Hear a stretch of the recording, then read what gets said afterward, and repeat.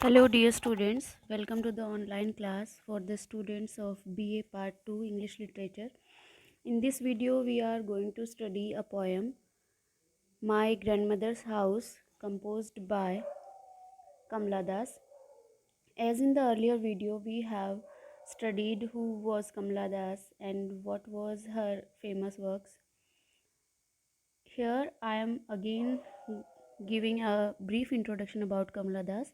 Kamla Das was born at Punnakuram in southern Malabar in 1934 and was educated mainly at home. With a frankness and openness unusual in the Indian context, Kamla Das expresses her need for love in her poems. Her famous works are Summer in Calcutta, was published in 1965, The Descendants, The Old Playhouse and Other Poems. A few of her stories originally written in Malayalam.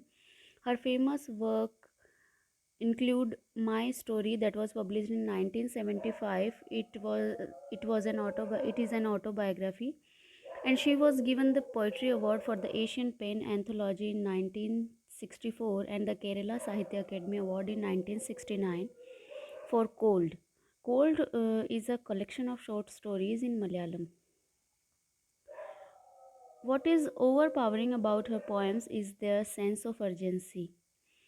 The despair is infectious in her poems. Few of her poems escaped it. On the other hand, her reminiscences of childhood at her house, her family home, are tinged with nostalgia. In this poem, My Grandmother's House, and about her nostalgic event, she writes, like, from every city I have lived, I have remembered the noons in Malabar with an ache growing inside me, a homesickness. Kamala Das impresses by being very much herself in her poems. The tone is distinctively feminine. Now, students, you can see on your screen the text of My Grandmother's House poem. So, the opening lines of this poem is, there is a house now far away where once I received love. You should notice, students, that in this poem there are uses of ellipses like dots, and these signs that the poetess is long for the love that she needs very much. So first line introduces about the house of her grandmother that is now far away, where now she is living. She is in Bombay now and she is longing for the Malabar house. Malabar is a southern coastal area in India. And in the next line, she is saying that that woman died. That woman here referred to her grandmother. The house withdrew into silence. Snacks moved among books. Now the poetess is very nostalgic, and she is reminding her childhood days, and she is saying that now that house is in the darkness, is in the silence, and snacks moved among books. Means now the objects that are now present in the house, snacks are moving among them, means some insects are moving them. Snacks here refer to all the caricatures. I was then too young to read and my blood turned cold like the moon. Now the poetess is saying that those books that are situated in her grandmother's house, at that time when she was very young, she was too young to read the books. But now, as in this present age, she can read those books, but now that house is into silence now. And in this line, in the last line of this stanza, my blood turned cold like the moon. The poetess want to say that she was almost frozen with fear at the passing away of her grandmother, and this news seemed cold like moon. The poetess is in a mode of reminiscence and recreates the plight of the grandmother's house after her departure from the scene of life. The next stanza starts from the line, how often I think of going there, to peer through blind eyes of windows, or just listen to the frozen air. Now the poetess is recreating the phenomena of that house, and she is thinking that now at present time, how often means many times I have thought about to go there, and to peer through means to peep through the windows. Now you should notice, student, the poetess here used the phrase blind eyes of windows. Blind eyes, why? Because the mirror, the glass of the windows are now broken, because no one lives there, as her grandmother have passed away. And or just listen to the frozen air, or in wild despair pick an armful of darkness to bring it here to lie. In these lines, the poet says how her frustration and disenchantment in the marital life forced her to go into for an extramarital relationship.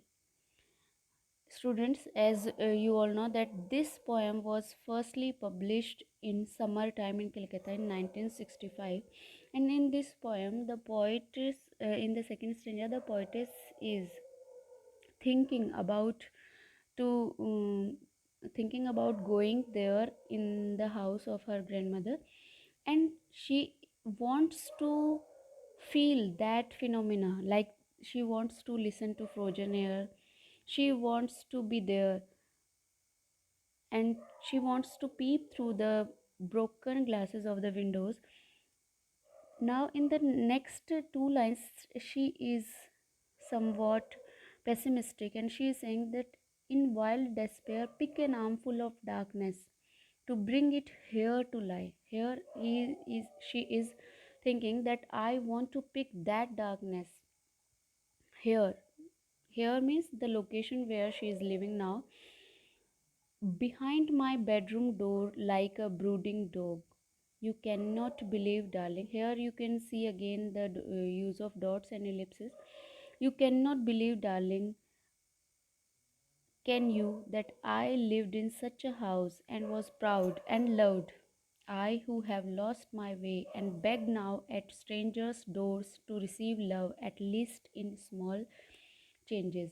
So, in these lines, the poetess wants to show her frustration and disenchantment of the marital life that she is going through, and she is very unhappy in this relationship. That's why she is saying that I lived in such a house and was proud and was very loved there, but now I am so hungry of love that I am begging the door of strangers to receive love. Here she wants to, the word stranger here refer to her husband.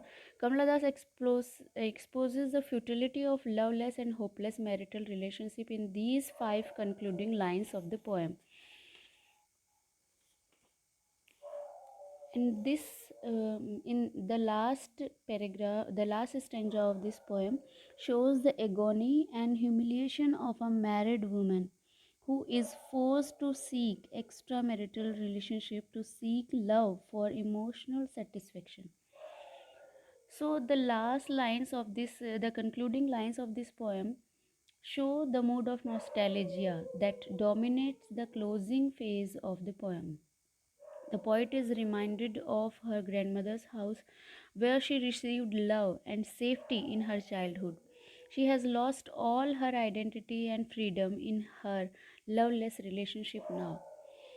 That's why she is using these two lines, wild despair, pick an armful of darkness to bring it here to lie. And here she is using a simile, that she is comparing that darkness to the darkness like a brooding dog. Here she is comparing the darkness to a brooding dog. So this is all about this poem, students. In this poem again, I summarize the whole poem's nostalgia, that this poem is a reminiscence, and this poem recreates the plight of the grandmother's house after her departure from the scene of life. So in this poem she is very much fond of her going to her grandmother's house. And that's all about this poem, students. In the next video going we will study a new poem. So that's all, students. Thank you all.